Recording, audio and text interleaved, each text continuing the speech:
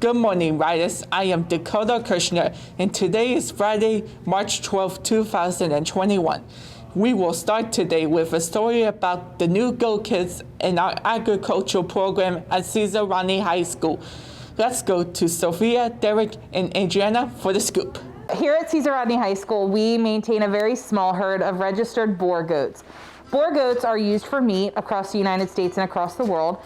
We had 2 does, which are females, that were bred this year, and so they have given birth or are about to give birth.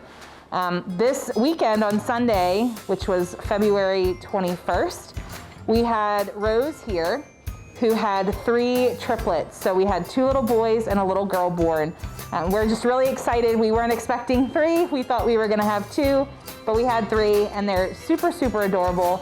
And we're just really excited for our kids to get to learn from them and get to practice some of the things that they're learning in their animal science class with some hands-on experience. Thank you, everyone. Those little Go Kids are too cute. Next, we have another silent film from Level 3 by Chase Ford. These lines here.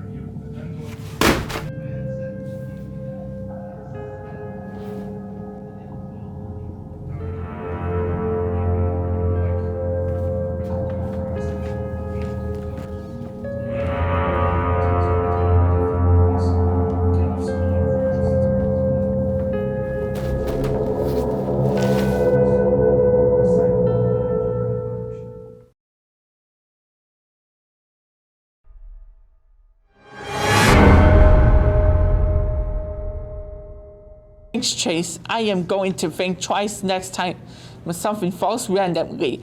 Our last video for today is an inside look at just how the letter W came to be in the English language.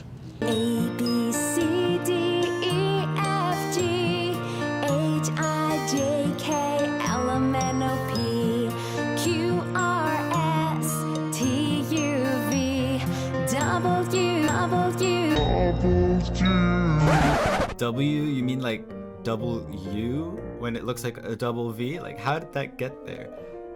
I bet it's a funny and short story. Oh boy.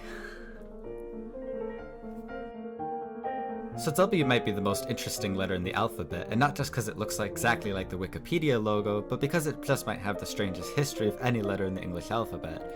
I think this Quora post sums it up mostly well. It's backed by good research. Somehow by some fever dream miracle, the letter W started out looking like this. It's a hieroglyph from ancient Egypt, which represents the sound hj, or it represented a literal mace as well. Ancient Egypt's letter system was not an alphabet, but a syllabary like Japanese. That means each letter doesn't represent one sound, but instead a whole syllable. That's cool and all, but Egypt had thousands of letters in its syllabary, all with second meanings as the objects or ideas they appear as.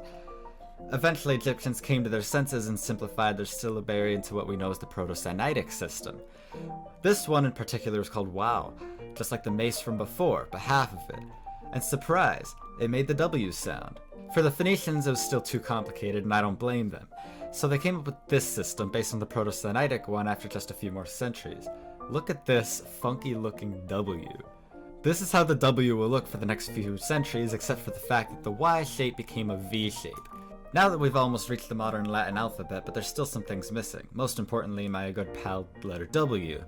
For a while, the letter V took care of it. Some people would write V as a U as a style choice, and eventually the letters became distinct. The Romans and the French needed a way to represent the W sound in place names because of this, so they put 2 U's together, called a W. The Germans had a similar problem trying to notate the V sound when their own letter V made the F sound. So instead they put 2 V's together, calling it a double V. Because the printing press was invented in Germany, only German letters were on the typeface.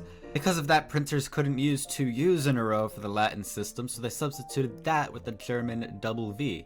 This ended up leading to it also being handwritten that way, and then it became the standard.